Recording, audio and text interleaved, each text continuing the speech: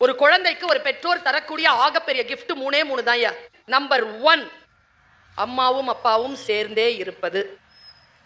சேர்ந்து இருக்கிற மாதிரி ஒரு கிஃப்ட் குழந்தைக்கு வேற எதுவுமே நீங்க கொடுத்துட முடியாதுங்க. அந்த குழந்தையின் முன்னால் சண்டை போட்டு பிரிவதை காட்டிலும் அந்த குழந்தைக்கு நீங்கள் தருகின்ற தண்டனை வேற எதுவுமே கிடையாது.